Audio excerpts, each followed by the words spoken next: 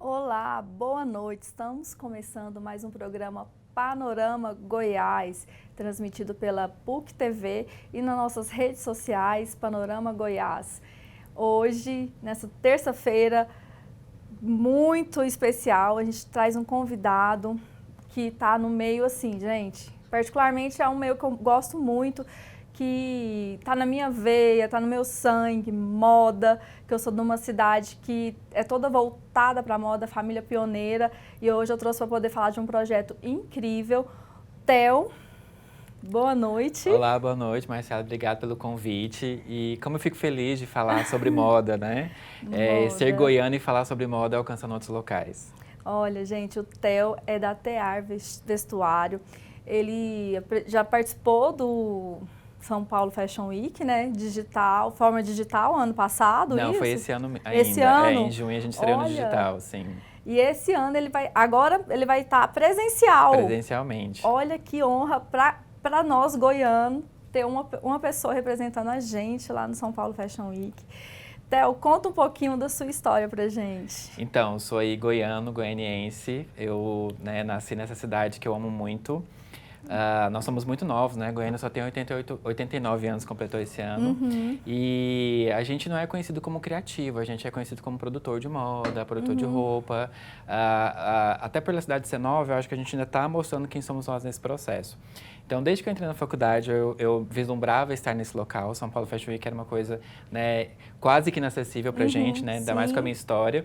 E aí, entender e chegar nesse local, acho que é um grande passo. Eu falo ainda mais porque dessa história, porque eu sou filho da Feira Hip, da 44, eu comecei a trabalhar nesses locais. Eu, antes de ser designer, eu sou cortador, então eu comecei pelo processo produtivo, conheci a indústria por dentro, para depois ir para a criação.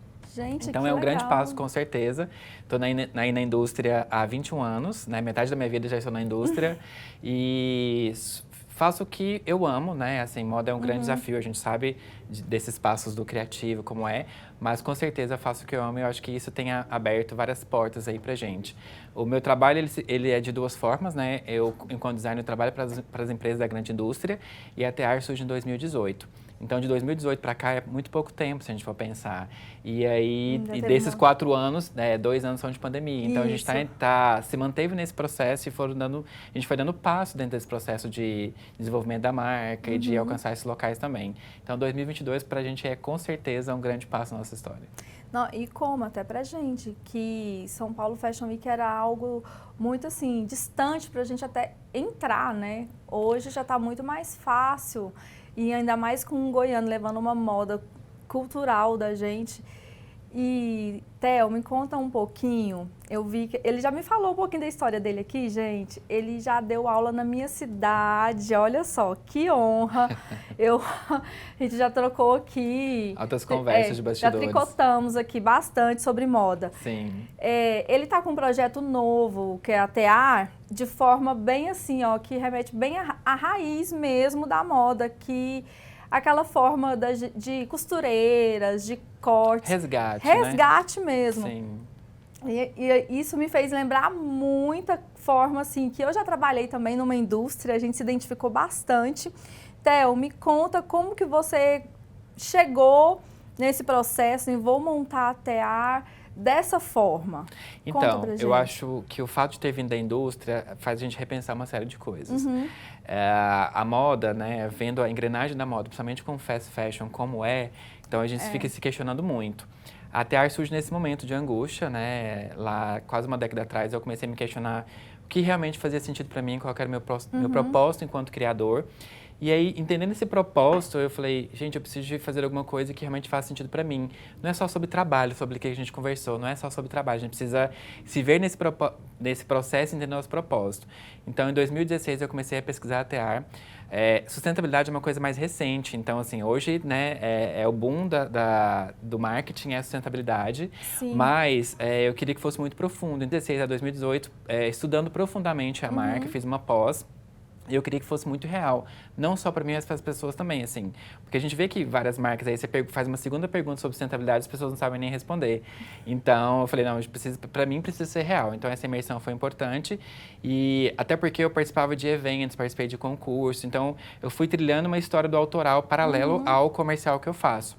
E aí eu falei, não, agora precisa surgir um produto. E como é que vai ser esse produto, né? Então foi uma imersão, foi importante ter estudado, ter entendido, para que a TR fosse verdadeira, não só para mim, mas para o mercado também.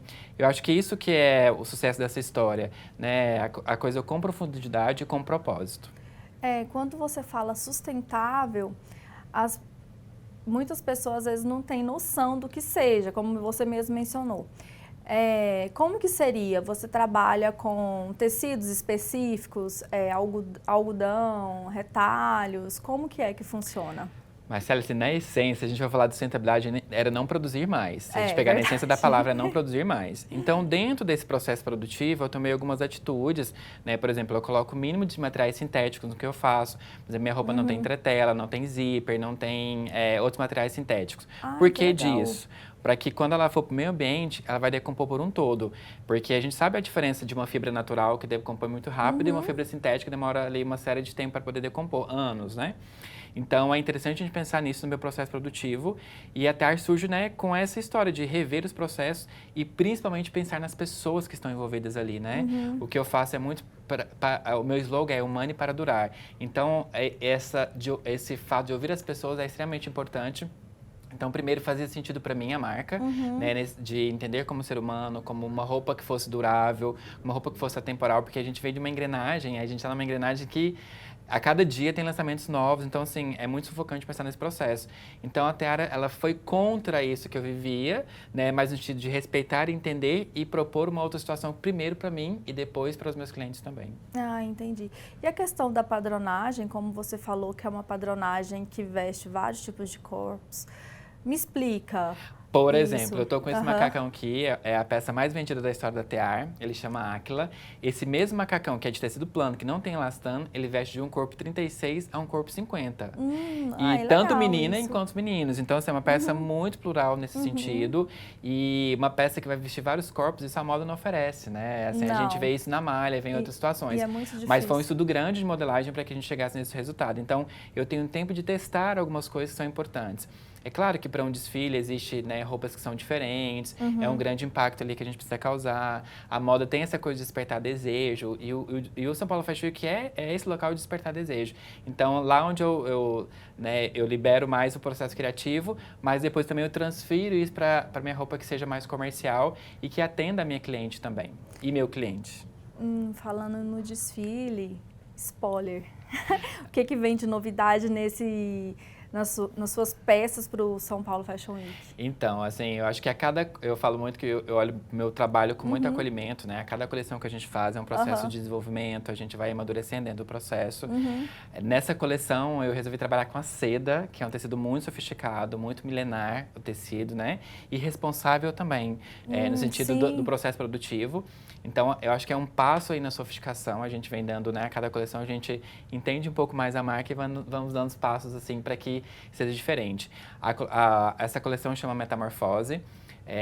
A gente ainda está no processo pandêmico, né? Muito a ver com seda, né? Metamorfose. Sim. A gente se inspira no processo da mariposa, que é, né, esse processo da evolução para depois virar a mariposa. E a gente sabe, né? A gente ainda está sentindo sequelas do processo da pandemia. E todos nós somos obrigados a evoluir dentro desse processo, né? Seja com dor, seja com tudo, nós não somos os mesmos que entramos na pandemia. Então, a gente entendeu isso de forma diferente e a coleção fala um pouco disso, né? Desse momento mais rígido, depois dessa fluidez do processo. Então, é uma coleção que é uma imersão sobre mim, sobre a minha história e tentar contar, né, o que eu imaginei, o que eu senti nesse processo todo. E a gente teve a estreia que foi no virtual, dia 20, em junho agora. Agora o presencial é uma outra dinâmica, né? A gente precisa levar uma equipe para São Paulo, a gente precisa deslocar muita gente daqui para lá. Mas faz muito sentido e tá ficando linda as histórias. Eu acho que é isso que a gente precisa deixar desse spoiler. Pela sua carinha, eu tô vendo, tô que você tá ansioso com esse momento, né? Sim, e muito realizado. Importante. Não é só para mim, a gente sempre fala isso. Eu digo muito que se eu estivesse em São Paulo, talvez meu trabalho estaria em outro lugar. Sim. Mas eu acho, quando eu formei, assim, eu mal tive pessoas que eu pudesse fazer estágio, porque os meus professores estavam acabando de ser formados, né? Então, ganhei uma cidade muito nova nesse sentido. Então, eu, enquanto professor, que eu fui na UEG no curso de moda, eu pude fazer essas trocas, né, com os meus alunos. Olha, gente, eu estou na indústria há tanto tempo, eu faço isso, faço aquilo, né, entendo do autoral, entendo do comercial também. E se comigo deu certo essa história que vim da Feira Hippie, então para todo mundo pode dar certo, né? Então, acho que o que eu mais sinto assim com as nossas histórias é de poder tocar outras pessoas para que a gente contamine isso positivamente, que pode dar certo para outros também. Entendi. E quando você fala que você cria para a indústria também, como que é criar para a indústria? Porque é muito diferente do que você faz autoral, né? Sim, Como que é seu estilo? Você trabalha mais com um segmento, um tecido para indústrias específicas ou qualquer tipo de padronagem de tecido? Eu acho que a grande questão da formação em moda, o designer, a essência da palavra é resolver problemas. E a cada empresa que eu trabalho tem uma dinâmica diferente. Então, eu acho que a pesquisa é geral, certo? A pesquisa de moda, tendência, a gente, né, isso é globalizado. Sim. E aí, o que eu faço é fazer triagem para cada empresa. Por exemplo, eu trabalho para uma empresa de moda maior há 8 anos. Então, é uma caixa o processo do atacado, assim, porque você tem limites que você pode ir, você tem custos que você pode ir. Então, é tudo muito pensado, assim. No começo do ano, a gente já tem uma dinâmica de como vai ser o ano todo no processo produtivo. Então, é diferente essas dinâmicas, com certeza. Lá, a gente precisa fazer... Nós somos números, né? A gente precisa fazer uma roupa que atenda a demanda, né, do atacado ali, que ela vai ser uma roupa com custo, né, menor por ser mais atacado. Então, assim, são vários processos muito diferentes do que eu faço. Mas eu preciso trazer essa expertise também para a Teara. Então, vivenciar esse atacado me faz a Tear ser muito possível, né? Porque não adianta ser uma marca nova, ser super sustentável e tal, mas ser um preço também que não seja acessível. Então, sempre que eu penso nesse processo de criar a Tear, o produto Tear, é que também ele acesse outras pessoas. Não adianta fazer um único produto incrível, né? A gente precisa fazer um produto que seja escalonado, que desperte esse desejo, mas que também seja acessível de certo modo, com certeza. Sim. E pensando nisso, você remanejou todo o processo, como é que você vai fazer para tear, não é peças exclusivas, você já fez uma padronagem, né? Você falou, esse vestido veste um homem, esse macacão, desculpa, sim. Veste homem, mulher, várias numerações, isso que é muito legal, moda para todos, gente. Precisa ser democrático, né? É isso que eu acredito. Isso. Theo, e como que a gente faz para poder te encontrar nas redes sociais? Como é que é? Deixa aí pra gente. Então, a gente está reformulando o e-commerce, né? A gente está dando passos aí importantes com a marca, modificando. Mas o nosso principal ponto de encontro é o nosso Instagram, que é Tear Vestuário com H. Então, lá tem o link do nosso WhatsApp. Assim que o site estiver no ar também, a gente já vai colocar lá para esse link. E no meu também, pessoal, que é o Theo Alexandre, então dá pra gente se encontrar por lá também. Mas a Teara é sempre o melhor ponto de encontro no Instagram, porque lá a gente comunica tudo, todos os eventos, todas as datas, né? Então é por lá que a gente conversa tudo. Theo, que honra conhecer você. De coração mesmo, estou muito feliz em ter conhecido uma pessoa assim, que ainda mais que trabalhou na minha cidade, levou moda, conhecimento, né, para tantas pessoas. Sucesso nessa sua coleção lá. Vou acompanhar o desfile. Muito obrigada por estar aqui com a gente. E nessa noite, seu desfile vai ser sucesso, tenho certeza disso. Tô doida querendo já assistir. Obrigado pelo convite. É muito importante estar aqui conversando sobre a minha história e alcançando outras pessoas também. Então, fica aí o convite, dia 18, às 17 horas, a nossa estreia no presencial. E com muita emoção, e vai ser lindo demais. É isso aí, gente. Ó, vamos chamar os nossos patrocinadores. Já a gente volta.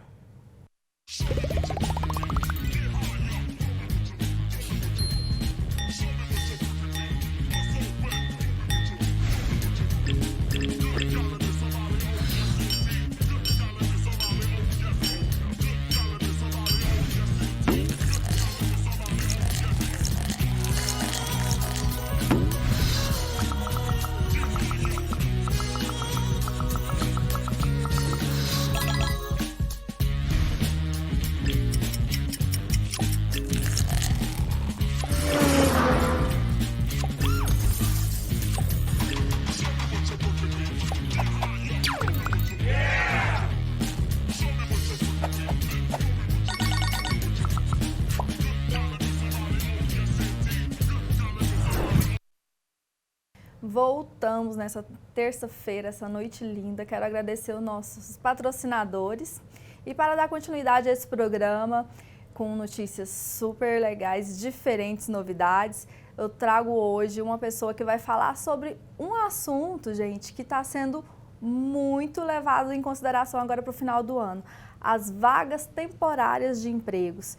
Trago a Débora Menino, que é do segmento uma Headhunter. Isso? Headhunter. Headhunter.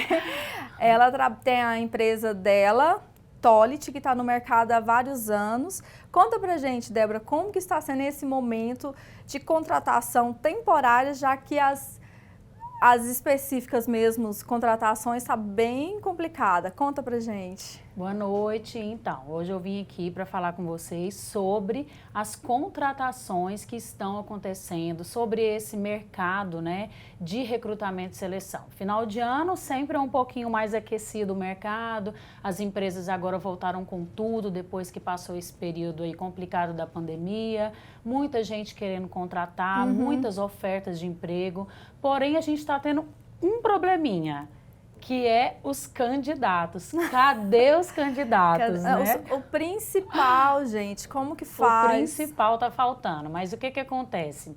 Hoje a gente está passando por um momento ainda de transição, né? Então, durante a pandemia, as pessoas foram obrigadas a se reinventarem profissionalmente para poder buscar novas rendas, buscar novas formas de poder fazer ali o seu sustento. Então, muita gente arriscou a empreender, muita gente acabou indo para informalidade. Então, a gente está vivendo aí um apagão de talentos, né?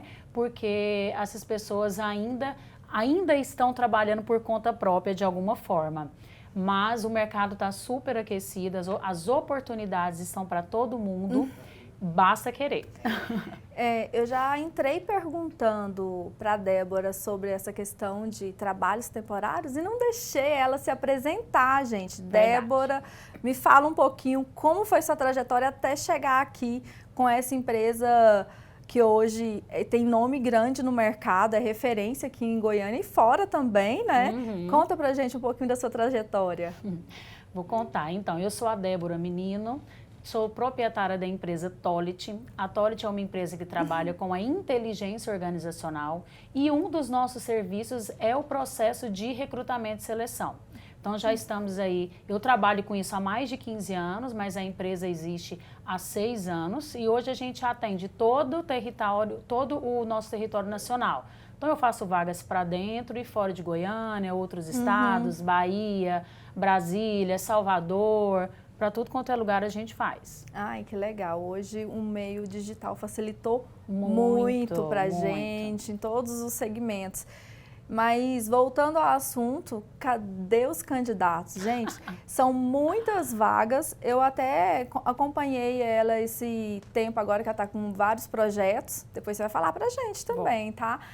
E eu fico assim, gente, o povo reclamando que não tem trabalho. Como assim? Como que é que acontece? As pessoas marcam e não vão? Ou não chega a ter procura? Como que tá? Não, assim, procura a gente sempre tem bastante. Realmente a demanda de vagas e de oportunidade, ela está maior, por incrível que pareça, ela está maior do que a demanda de candidatos. Justamente por isso que eu te falei, porque as pessoas estão ainda empreendendo, se virando de outras formas e hoje a CLT acaba não sendo uma prioridade, porque você tendo um registro de carteira assinada, você precisa cumprir horários, responsabilidades, e isso faz com que a pessoa não consiga readaptar a vida dela a isso, porque ela teve que mudar, né, horários e tudo mais. Então, isso está sendo uma grande dificuldade. Então, as empresas estão sendo orientadas a também abrir uma exceção e analisar caso a caso desse candidato, se ele for bom, se ele for capacitado e se ele estiver principalmente com vontade de trabalhar, as empresas estão abrindo a parte para poder conversar e tentar adaptar também aquilo que é mais interessante para o candidato. Adaptaria talvez a rotina dele, a vida dele, enfim. Como foi essa questão da pandemia que ficaram muito no online, acabou que as pessoas desacostumaram de trabalhar com presencial. presencial. Né? E me fala, Débora, você faz todo o processo, desde ensinar os candidatos a fazerem um bom currículo, a se posicionar diante da pessoa que está contratando, como que é? Você também faz essa mentoria? Nós fazemos toda essa mentoria, onde eu tenho um curso, né, que fala sobre como criar o meu currículo de uma forma objetiva, porque o currículo ele precisa ser objetivo, ele precisa ter informações claras, né, para que a gente possa olhar e aquele documento se tornar interessante, né? E já existe uma pesquisa que a gente gasta em média de 6 segundos para bater um olho no currículo e ver se a gente continua lendo ele ou não. Então, aquelas informações principais, ele precisa ser cada vez mais claro. Então, a gente orienta, muitas pessoas nos procuram querendo vaga e não tem currículo. Então, a gente já faz essa orientação, a gente monta o currículo para eles. Quando a pessoa passa pela entrevista com a gente, que vai até o cliente para a entrevista final, nós damos toda a orientação de como se comportar, como se vestir, que é preciso que ele investigue antes a empresa, né, antes dele ir para a reunião, para essa entrevista, é preciso que ele vá vestido de forma adequada, é preciso que ele chegue com antecedência. Então, todas essas informações a gente orienta o candidato, porque o nosso objetivo é fazer com que o candidato seja contratado. Gente, e tá tão assim difícil, né, de achar pessoas qualificadas, que a Débora vem fazendo um trabalho nas redes sociais diferenciado do mercado. Ela em vez de colocar procura-se, contata-se tal um vendedor, ela coloca tal empresa está contratando você que tem habilidade. Conta mais. Esse projeto seu foi sensacional. Não, Marcele, foi assim, um grito de desespero. Imagina. Porque justamente eu estava buscando formas de achar esses candidatos e só o jeito tradicional já não estava sendo suficiente, que são os bancos de dados que a gente tem, anúncios normais, não estava sendo suficiente mais. Então eu comecei a criar vídeos, tipo, a empresa tal está contratando com salário tal, no local tal, você que mora perto do endereço daquela empresa. Então isso viralizou e agora todos os clientes querem que eu faça a gravação do vídeo. É bom porque você fala já um pouco da empresa. Isso que eu ia mencionar. Fala da vaga de uma forma clara e objetiva também. Então faz com que isso desperte o interesse no candidato para poder realmente fazer parte daquela equipe. Gente, tá fácil não achar. Você tem interesse, tá precisando de um emprego temporário, entre em contato com a Débora. Como é que a gente faz para te encontrar? Deixa aí suas redes sociais, contatos. É fácil, gente. Você pode entrar no Instagram da Tolit, que é @tolit.io. E pode também chamar a gente pelo número 62981148866. É o meu telefone, pode mandar para mim diretamente que eu direciono para a minha equipe. Agora, eu vou entrar um pouquinho além. Vamos sair um pouquinho da Tolit. Eu quero saber de um projeto que ela está lançando, gente. Um podcast. Nossa, esse foi bom. Esse é maravilhoso. Eu tô entrando nesse assunto porque, assim, acaba que vai entrar nessa área também, que é a área de trabalho dela. Conta pra gente. Nossa, não, esse podcast vai ser ótimo. Chama Tutoria Cast. Vocês podem seguir na rede social também. Chama @tutoriacast, em parceria com uma grande amiga que também é uma grande empresária em Goiânia, a Mariana Kirsten. Então, nós estamos juntando para poder trazer para os empresários e para as pessoas que têm interesse do segmento várias considerações desse meio, né? Então, a gente vai estar sempre recebendo convidados importantes do meio empresarial, trazendo as dores e as dificuldades deles para que a gente possa entregar ali uma tutoria, uma mentoria naquele momento que nós estivermos fazendo o podcast. Olha, gente, tá vendo? Com a ação, quem não arruma um emprego, quem não vai atrás, eu vou falar, viu? Fica para trás mesmo. Fica. Não é? A Débora tá dando ligar. todas as dicas possíveis para poder contratar você que está procurando algo temporário ou não. Vocês trabalham com todos os tipos de vagas, né? Todos os tipos de vagas. E agora, final do ano, está super aquecida as vagas temporárias, principalmente para atendimento e venda. E ramo de restaurante e bar. Olha é o que aí. mais está tendo, gente. Auxiliar de cozinha, chefe de cozinha, Olha garçom. aí. Oportunidades, gente. Já envia o currículo. Quem não sabe, já aprende com ela também. Até mesmo empresas também, se querem fazer mentorias, você também faz, né? Faço toda a parte de mentoria da empresa, de orientação, tanto quanto de contratação, como a integração desse novo colaborador dentro da empresa e toda a parte de gestão. Gente, é uma profissional completa dessa, tá aí para a gente poder passar para vocês mais um pouquinho de conhecimento. Agradeço, Débora, a sua presença, compartilhar com a gente todo esse projeto seu, que eu aposto que vai ajudar muitas pessoas. Também espero poder te ajudar, você ainda ótimo. encontrar. Você quer falar um pouquinho mais a respeito da Tolit, contar um pouquinho da história dela?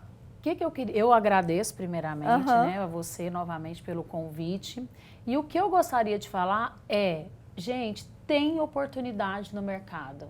Tem oportunidade de emprego. Precisa que vocês queiram trabalhar, precisa que vocês estejam dispostos a encarar novos desafios e principalmente a buscar a capacitação sempre. Há oportunidade para todo mundo, porém é preciso ter, junto da vontade, a autorresponsabilidade para poder executar e fazer parte disso, né? Então, pode acreditar que a sua oportunidade também vai chegar, o mercado está aquecido, as coisas estão mudando. É só acreditar.